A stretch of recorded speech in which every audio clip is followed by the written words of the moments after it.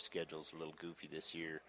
There's a club group up in the Tri-City that's planned on coming down. Rumor has it we might pick up a few BSU people, but I don't know. I don't have confirmation on that yet. So I need to give them a call and see if there's any truth to that. It'd be nice to have them. So, and there's some alumni coming into town that are pretty fit. So that's always fun. It is. So. And, Coach, again, congratulations on a great weekend. And we'll let you get back to your lunch over there. Right. Looks like you got a pretty tasty sandwich. Yeah, it's pretty good stuff. All right, Coach, thanks for coming by. Bet. Thanks. We'll go ahead and bring up Coach Keith Scarlett now. And Coach Scarlett in the Mountaineer women's soccer program picked up a win over the weekend over Warner Pacific 2-0, and that was on Saturday. And they also played the nation's #1 team, Concordia, on Friday. They played them very tough in that one as well. Coach, real talk Scarlett right here. There he is. And the crowd just gets quiet because they know they don't want to miss anything you say. They're trying to ignore you, actually. Oh, goodness gracious. So we need some sort of muzzle for this guy sometime. Coach, congratulations on your first victory of the season. How does that feel? It feels good. That's it? Is it? Well, all right. I guess you got to get back to the office. Coach, talk a little bit about Friday and Concordia. You guys played the nation's #1 team very well.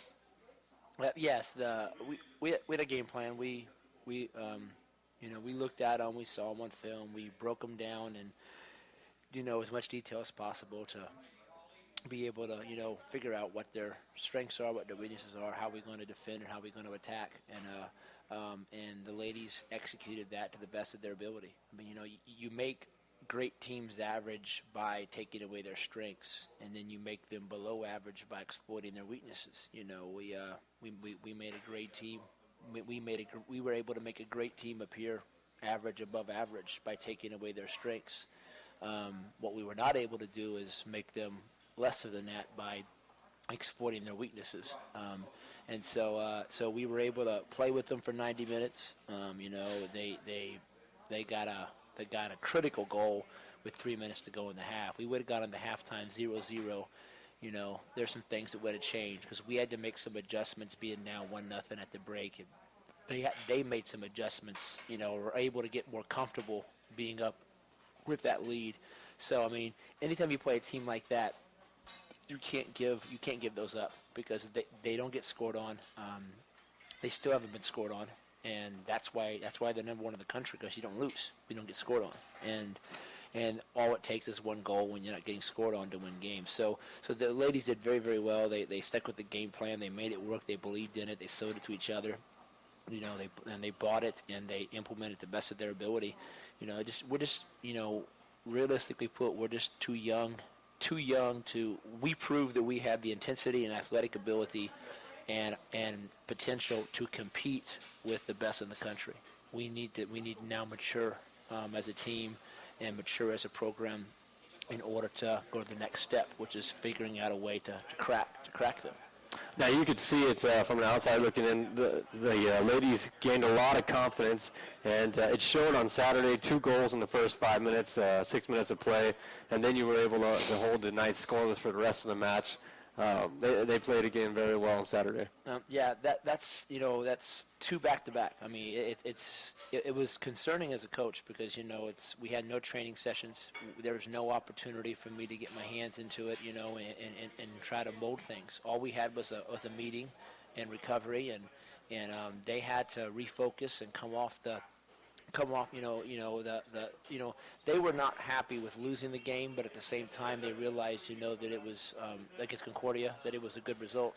And so we had to refocus ourselves and say, hey, look, you know what, that one's done and over with. Let's go out. Let's try see what we can do on this one, get the job done. They did that, and they did it. They came out. They prepared. They were able to put it aside, stepped out, and played another very good game, and actually keep progressing in the right direction, which is what's important. This weekend, you make a long trip up to Evergreen State in Northwest. You'll leave Thursday morning. A chance to begin league play at 3-1. Northwest is a team on Saturday. You'll play 4-1 at home this season, and only played 2 road games, and both those were ties. What challenges are Evergreen State and Northwest bringing to the field? Well, Evergreen is very, very physical. They're a very physical side. Playing them the first game, if the opportunity arises to put them away, you have to do it, because if you have the opportunity to take the game and make it less than 90 minutes long, and put it away, and you don't take it, they're going to beat you down. They're going to physically beat you, which is going to affect you on Saturday when you play a more finesse-oriented, more athletic, quick team in Northwest. So, we've got to be focused, and we've got to look for opportunities, and we've got to make better decisions and say, okay, is there an opportunity for us to put the nail in the coffin? Does the game allow us to put Evergreen State away? If the answer is no, then we play 90. If the answer is yes, we have to do it.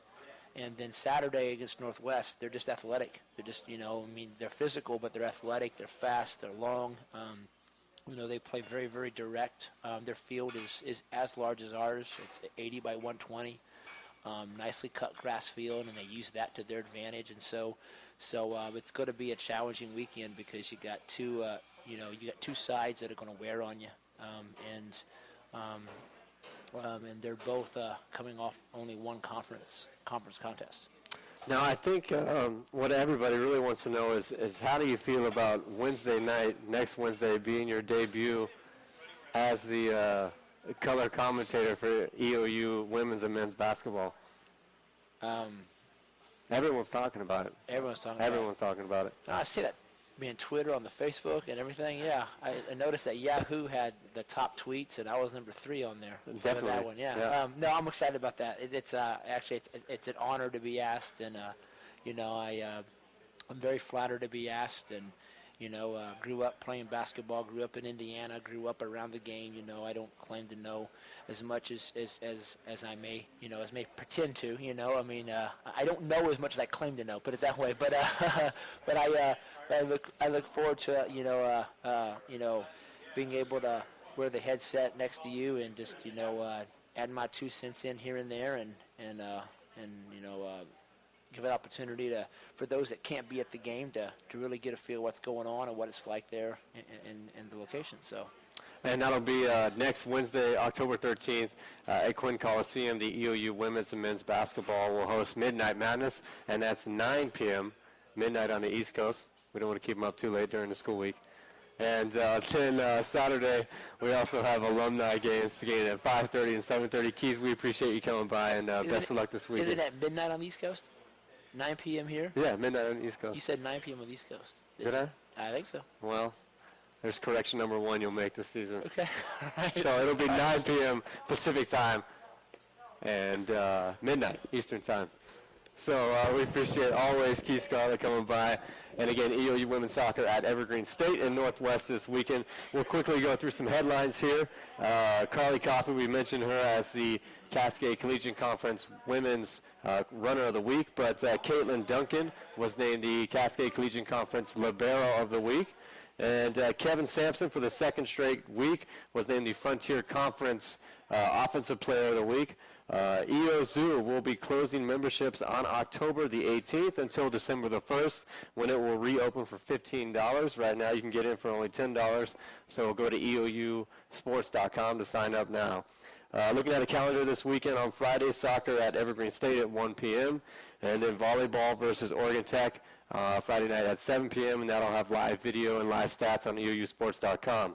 Saturday, same thing, soccer at Northwest University at 1 p.m., and then volleyball against Southern Oregon, 7 p.m. in Quinn Coliseum. It's beach-themed night, so come in your best beach attire, and EOZoo members get a free shirt.